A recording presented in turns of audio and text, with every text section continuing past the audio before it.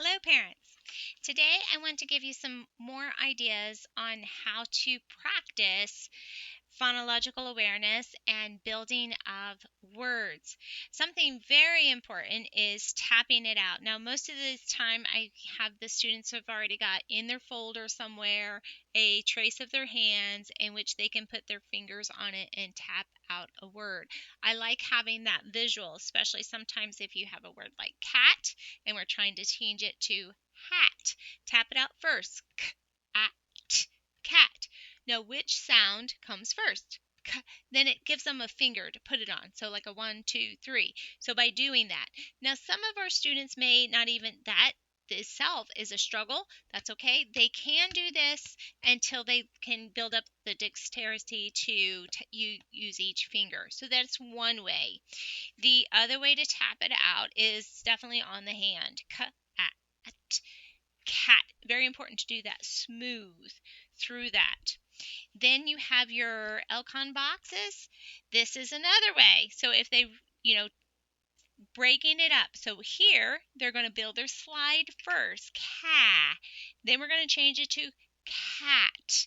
And these are, if we're going to change it even more later, we might want to learn cats or cash, so that's for bigger words. But this also, I recommend too, they can, because this is in a page protector in their binder, they can use a dry eraser on it, or this would also be a great opportunity for them to use the movable alphabet and lay it down and just set it on there. This is especially important for those students that struggle with their handwriting, so then that way they can focus on the letters without getting sidetracked with how to form a letter. Because sometimes if you're trying to write and phone, and you're still just struggling with how, okay, I got to go up, I got to go down, all that. This kind of relieves that pressure and allows them to build those words without that pressure. Here's another fun idea, especially if your student is struggling with tapping it out. Put on your little Elcon box, Elkinian boxes, and you're going to have Play-Doh, and they're going to smush it. Whoops, it's not going to do well for video, but I think you get the idea. They can smush it. Ah. They're going to smush it while they sound it out. And that, again, just adds another element of kinesthetic. And sometimes this can even be calming to play with. And especially if you have a fidgeter or just need to having to have something with their hands. This also does that. But giving them that Play-Doh to press as they're saying it is another great way. And then those movable alphabets could go right into that Play-Doh, depending on which set you have or so forth. So that's a great way to practice that. And then eventually they'll build that up from their slides to their words. Another fun way, and you don't have to go out and buy something expensive. This was something I made a couple of years ago for Trinity just by what I had in my kitchen cupboard. So we get a paper plate, and this one has cornmeal because I bought it for something, used it a couple of times, and had half a bag left and that I was never going to use. So we use cornmeal. I like the texture of it. And then if they get it in their mouth or in their fingers, it's all, safe.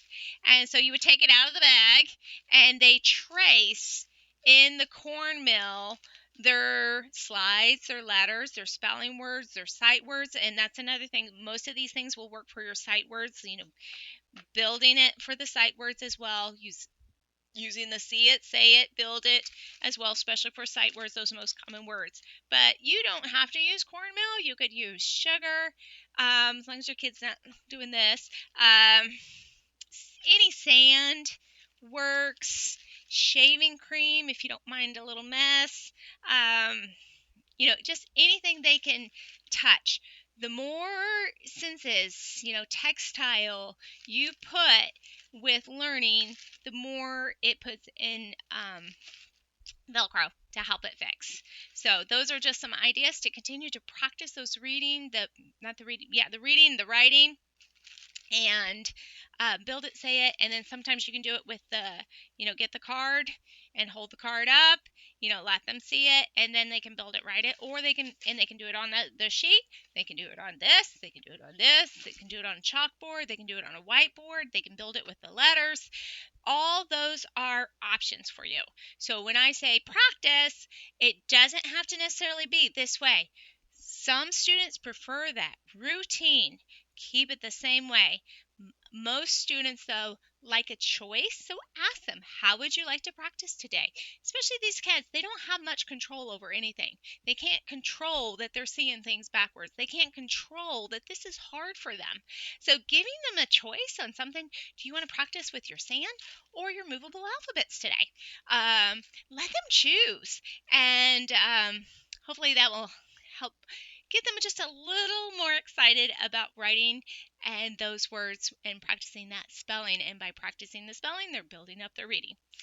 Let me know if you have any questions. Thank you.